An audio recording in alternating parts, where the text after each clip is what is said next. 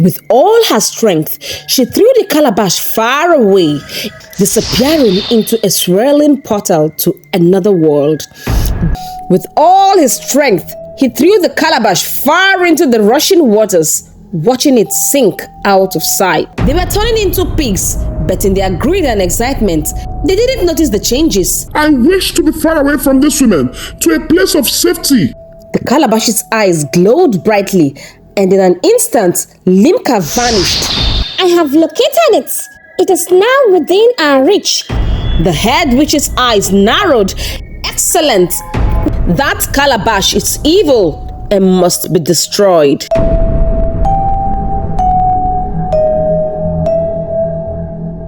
Kaka's words hung heavy in the air as the chief and Olika absorbed the gravity of the situation. The rain outside pounded against the thatched roof, adding a sense of urgency to their mission. "We must act quickly," Chief Pana said, his voice resolute. Olika nodded, and as they turned to leave, Kaka spoke again. "Wait," he said, his voice frail but firm. "There is more you need to know. The calabash is not just an ordinary object. It's connected to the spirit world. To destroy it, you will need powerful fire, a dragon's fire." Olika and the chief exchanged worried glances. "Are there still dragons in existence?" the chief asked. Kaka smiled. "The dragon only comes out at full moon. You can find one in the forbidden caves of Dijin. Only the strong-hearted can venture there. Make sure to get the calabash quickly, otherwise the witches will invade this land. They are very desperate. You have limited time." Immediately, Chief Pana and Olika stormed out of Kaka's house, their minds racing with the new information. Before I continue the story, please consider subscribing to this channel and turning on your bell notification icon so that you will get notified about new videos. If you are a returning subscriber, thank you so much for coming back. And if you are just stumbling upon this video for the very first time, you can check out the description box or the iCard above to see how it all started. Now, join me as we dive into another intriguing story. Limca found himself in an unfamiliar, eerie forest. The calabash still clutched in his hands. He looked around, disoriented and afraid. "Where am I?" he muttered, his voice trembling. The forest seemed to close in around him, the trees whispering secrets and warnings. Limca, still lost and scared, stumbled upon a clearing. In the center stood a massive ancient tree with a hollow at its base. Desperate for shelter, he crawled into the hollow, clutching the calabash tightly. As he settled inside, the calabash began to glow, casting eerie shadows on the walls of the hollow. Limca's fear grew as he heard whispers emanating from the calabash. "What do you want from me?" he cried, his voice echoing in the small space. The calabash's voice, deep and resonant, answered, "Your wish has been granted, but the price must be paid. There is no escape from the power of the calabash." "I don't want your gifts anymore. Please, just take me back to my house," Limca pleaded. "You have 3 wishes left," intoned the calabash. Without hesitation, Limca yelled, "I wish to be taken back to my house." Immediately, Limca vanished and found himself in his room, the familiar surroundings bringing a momentary sense of relief. But the sense of relief was short-lived. The calabash still glowed ominously in his hands, reminding him of the debt yet to be paid. Determined to rid himself of the cursed object, Limca started heading to the river, thinking of throwing it into the deepest part, hoping it will sink and be lost forever. Olika was walking through the forest when she sensed a strange movement. She immediately put on her protective necklace. In no time, Limca walked past her holding a sack. Olika sensed something powerful from him and decided to follow him to find out what exactly it was. When Limca got to the river, he brought out the calabash. It was then that she realized that what she had sensed was the calabash. Immediately, she removed the necklace and shouted, "Stop!" Limca turned around to see a woman running towards him. He was shocked because he had never seen her before. Once she reached him, panting, she said, "Please, don't throw it away. Give it to me." Limca looked at her with wide eyes. He wondered why she wanted to collect the evil calabash. Without saying anything, he handed her the calabash and ran off. As Limca hurried through the forest, his mind raced with thoughts of escaping the curse of the calabash. He felt a brief moment of relief, thinking he was finally free from its grasp. But as he ran, he failed to notice a pile of leaves, and as he stepped on the leafy cover, he tumbled into a hidden hole covered with spikes. He screamed in pain as he landed on the sharp spikes, his body pierced and bleeding. It was a trap meant to catch animals, and his life was extinguished instantly. Back by the river, Olika stood holding the calabash, unaware of Limca's fate. She knew she had to act quickly to prevent the witches from getting their hands on it. The forest around her seemed to whisper with urgency, urging her to move forward. With determination, Olika turned and began her journey back to the village with the calabash clutched tightly in her hands. She wore her protective necklace, which made her invincible to evil forces, and as she walked through the bush, she stumbled upon the old woman. Fear gripped Olika, and she stood still, her heart pounding. The witch, disguised as the old woman, sniffed the air, sensing a different energy. "I sense danger. Reveal yourself," she screamed, her voice echoing through the trees. Olika knew that the witch could not see her, so she stood motionless, as any movement would draw the witch's attention to her. In an instant, the old woman transformed back into her true form, a terrifying witch with dark flowing robes and eyes that glowed with malevolence. She surged her energy around her, hoping to catch whatever it was she sensed. Olika immediately bent down, trying to stay beneath the witch's detection. The energy swirled around her, but did not touch her. After several trials, the witch gave up. "Maybe it's just the wind," she muttered, transforming back into the old woman before walking away. Olika heaved a sigh of relief and continued her journey back to the village, taking a different route to avoid further encounters with the witch. She moved swiftly, knowing that every moment counted. Meanwhile, in the village, Chief Pana informed the king and the council of elders about the recent happenings and Kaka's information. The king, a wise and just ruler, listened intently as Chief Pana spoke. "We must act swiftly," Chief Pana urged. "The witches are desperate and powerful.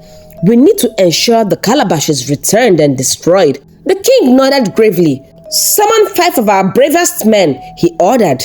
"They will accompany Olika to return the calabash and protect her from any danger." The council of elders murmured in agreement, recognizing the urgency of the situation. The selection of the 5 brave men was a meticulously planned process undertaken by the chiefs with utmost care and consideration. Each man was chosen for his unique qualities and skills that would be essential in the perilous mission to destroy the calabash. The chiefs gathered in the central hut, their expressions grave as they discussed the candidates. Kofi, the warrior. Kofi was the first to be selected. Known throughout the land for his strength and bravery in battle, he had proven himself time and again in defending the village from various threats. His imposing stature and fearless demeanor made him an obvious choice. The chief of the warriors, a seasoned fighter himself, vouched for Kofi, recounting tales of his valor and unyielding spirit. "Kofi is our best warrior," he declared. "He has faced countless dangers and emerged victorious. His strength and courage will be invaluable." SC, the tracker. SC was the second to be chosen, a skilled tracker. She had an unparalleled ability to navigate through the dense forest and treacherous terrains. Her keen senses and deep understanding of the wilderness made her indispensable for the journey. The chief of the hunters, a grizzled man with years of experience, recommended her, praising her ability to find a way even in the most challenging environments. "SC is our finest tracker," he said. "She can find a needle in a haystack and knows the forest like the back of her hand. We will need her skills to find the dragon's lair." Kwaza, the healer. Kwaza, the village healer, was the third to be selected. His vast knowledge of herbs and medicinal plants was crucial. As the journey to the forbidden caves of the Jinn was fraught with dangers, both physical and magical, the chief of the healers, a wise and gentle woman, spoke highly of Quasi's abilities to heal wounds and ailments with his potions and remedies in a calm and reassuring tone. Quasi's knowledge of medicine will be vital, she said. He can treat injuries and illnesses that may befall our brave men. His presence will be a source of comfort and aid. Aya, the strategist. Aya was the fourth to be chosen. Known for his sharp mind and quick thinking, he had a knack for devising strategies and plans that often led the village to victory in times of conflict. The chief of the scholars, a thoughtful man with a penetrating gaze, adjusted his cap as he spoke. His voice measured and deliberate. Aya's strategic mind will be essential, he said. He can foresee potential dangers and devise plans to overcome them. Nazar, the diplomat. Nazar, the final member, was chosen for his diplomatic skills and ability to communicate effectively with others. In a journey filled with unknowns, his talent for negotiation and persuasion could prove invaluable. The chief of the elders, an esteemed leader with years of experience, rose, his voice resonant with authority. Nazar's diplomatic skills can be crucial, he said. He can talk them out of danger and negotiate with those they may encounter. With the 5 brave men selected, the chiefs felt a mix of hope and apprehension. They knew that the mission ahead was perilous, but with Kofi, Essie, Koza, Aya and Nazar, they had a fighting chance to take the Calabash to the cave of the Jinn and destroy the evil Calabash once and for all. This story is about to take a different twist. Make sure to subscribe just in case you haven't. Now, fasten your seatbelt as you are about to embark on a journey that will leave you on the edge of your seats. The next day, as the sun began to rise, the village square buzzed with anticipation. The 5 chosen men stood ready, their faces set with determination. Villagers gathered around, their eyes filled with hope and fear. Olika stood in the center, a serene yet determined expression on her face. The chief and the elders nodded approvingly as Olika began the fortification ritual. By the spirits of our ancestors and the guardians of the forest, I bestow upon you strength, wisdom, and protection, she intoned. She moved down the line, placing a drop of enchanted oil on each man's forehead. Kofi, let your strength never falter. Essie, may your senses be heightened. Koza, may your healing hands remain steady. Aya, may your mind stay sharp. Nazar, may your words be your shield. The crowd watched in awe, murmurs of encouragement rippling through them. The witch, disguised as an old woman, watched from the crowd. A sinister smile played on her lips as she observed the proceedings. With the rituals completed, Olika placed the calabash into a sack, the ominous glow pulsing softly. The villagers broke into a hopeful song, their voices lifting in unison as they bade farewell to the brave men. Kofi led the way, his sword gleaming, followed by Essie with her bow and arrows, Kwaza with a satchel of herbs, Aya with a map, and Nazar with his diplomatic staff. Olika walked beside them, the calabash securely wrapped in a sack. The group stood at the edge of the forest, their faces illuminated by the dying light of day. Essie took the lead, her eyes scanning the terrain for the safest path. We need to move quickly and quietly, she whispered. The forest has eyes and ears, and we don't want to alert any dangers. The journey through the forest was arduous. The dense foliage made the progress slow. The only sounds were the rustling of leaves and the occasional call of a distant animal. Essie led them through hidden trails, her senses on high alert. As they ventured deeper into the forest, the atmosphere grew more oppressive. A strange fog began to roll in, obscuring their path. The trees seemed to close in around them, their branches like skeletal fingers. Suddenly, Essie halted, raising a hand for silence. Essie's eyes narrowed as she scanned the fog. "Something's not right," she murmured. "We are being watched." Kofi tightened his grip on his weapon, his eyes darting around. "By who?"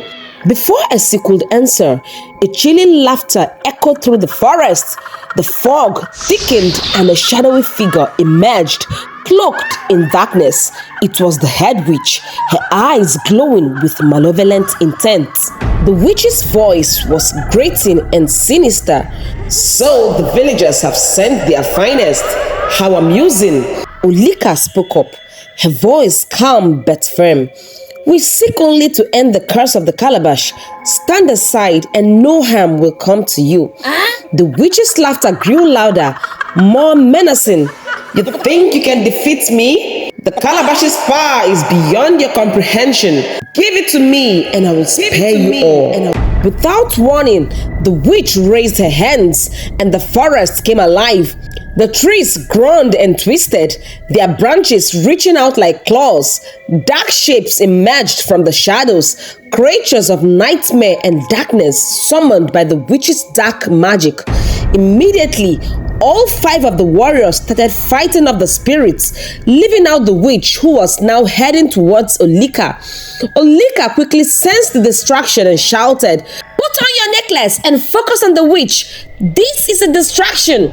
Immediately, they started wearing their necklaces. Quasar, however, quickly mixed the potion and threw it at a creature that had lunged at Nazar. The potion exploded in a burst of light, causing the creature to recoil in pain. Nazar then used the opportunity to rally the group, shouting commands to coordinate their efforts. Aya, meanwhile, focused on the witch. He knew they had to cut off the source of the dark magic. He fired an arrow at her from the shadows, but she deflected it with a wave of her hand, her eyes glowing brighter. The deflected arrow eventually hit Quasar, who was yet to put on his necklace. Although the witch could not see them because of the necklace, she could sense their movements and energies, so she continued chasing after Olika, knowing that the others were just distractions.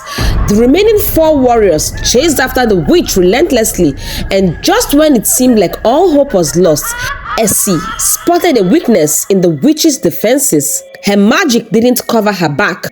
With a quick signal to the others, they focused their attacks, exploiting the opening. In a swift motion, Kofi struck the witch from behind. She let out a painful scream, burst into a bunch of bats, and eventually vanished. In the realm of the witches, they sensed that something had gone wrong as a bright light began to shine from the sky. But before they could comprehend what was happening, the light intensified, and with loud screams, all the witches melted. Back in the forest, the fog had cleared and the forest calm. Olika heaved a sigh of relief and said, "You have all done well. The witch is gone, but it's so unfortunate that we lost one of our own. We must get to the forbidden forest before night falls. We have limited time." In tears, they quickly buried Quasar and continued their journey. The path ahead was still full of danger, but they knew they had to reach the forbidden caves of Dijin and find the dragon, as the fate of their village depended on it. As they ventured deeper into the forest, the atmosphere grew more oppressive. The trees seemed to close in around them, their branches like skeletal fingers. The ground was uneven, and hidden roots threatened to trip them at every step. Strange noises echoed through the trees, creating an unsettling symphony of sounds. As she paused, raising a hand for silence, she turned to the others, her expression serious. "We need to move quietly and quickly. The forest is alive with danger, and we can't afford any more losses." Kofi tightened his grip on his weapon, his eyes scanning the surroundings. "Stay close. We need to watch each other's back," he whispered. The journey was grueling, but the group pressed on, their determination unwavering. As they approached the forbidden caves of Dijin, the forest began to change. The trees grew taller and thicker, their branches intertwining to form a dense canopy. The air grew colder and a sense of foreboding hung heavy in the air. Suddenly, a low growl echoed through the forest. The group stopped, their hearts pounding. From the shadows emerged a massive creature, its eyes glowing with a sinister light. It was the guardian of the caves, a fearsome beast that had protected the entrance for centuries. Nazar took a step forward, his voice steady. "We mean no harm. We seek the dragon's fire to save our village." The guardian's eyes narrowed and it let out another growl. "Only the brave and pure in hearts may enter the forbidden caves." Kofi stepped forward, his weapon at the ready. "We are ready to face any challenge," but immediately he was blown away by a strong wind. The others looked on in fear. Aya stepped forward and the same thing happened. At this point, no one was willing to try again. Then Olika stepped forward. "I will go." To their surprise, nothing happened to Olika. With fear in her eyes, she stepped into the cave and it closed behind her. The cave was dark and damp, the walls covered in ancient glowing ruins that cast an eerie light. Fear gripped Olika's heart, but knowing she was doing this for a just cause kept her going. The silence in the cave was deafening. She could hear her own heartbeat, rapid and loud.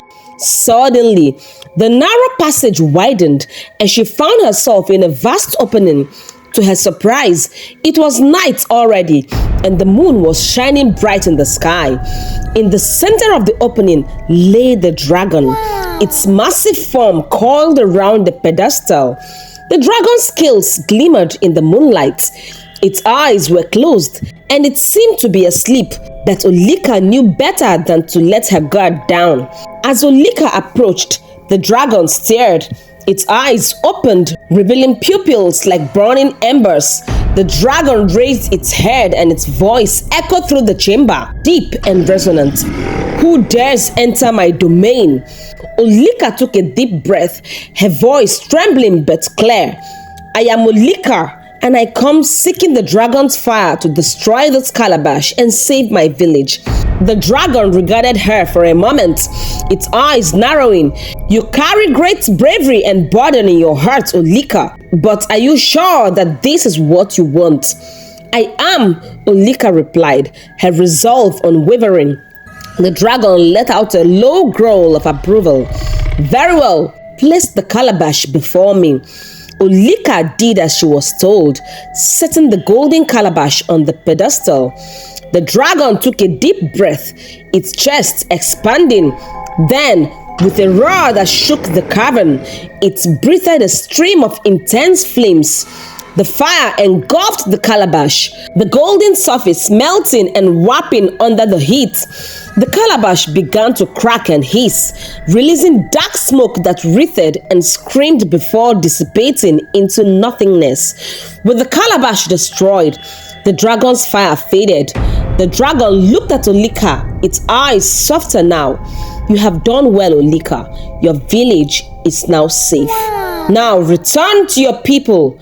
As Olika emerged from the cave, she was greeted by the relieved faces of her comrades. They rushed to her, their expressions a mix of awe and gratitude. "It's done," Olika said. "The calabash is destroyed." The group embraced her, their spirits lifted despite the loss they had endured. They quickly made their way back through the forest, their steps lighter and their hearts hopeful. When they finally reached the village, the sun was beginning to rise. The villagers gathered around them, their faces anxious and hopeful. Olika stepped forward. "It's over," she announced. "The witch is defeated and the calabash is destroyed. Our village is now safe." A cheer erupted from the crowd. The villagers celebrated their victory, tears of joy streaming down their faces. They embraced the warriors, their gratitude immeasurable. The villagers built a memorial for Kwaze in the center of the village, a symbol of his courage. They promised to tell his story for generations, ensuring his legacy lived on.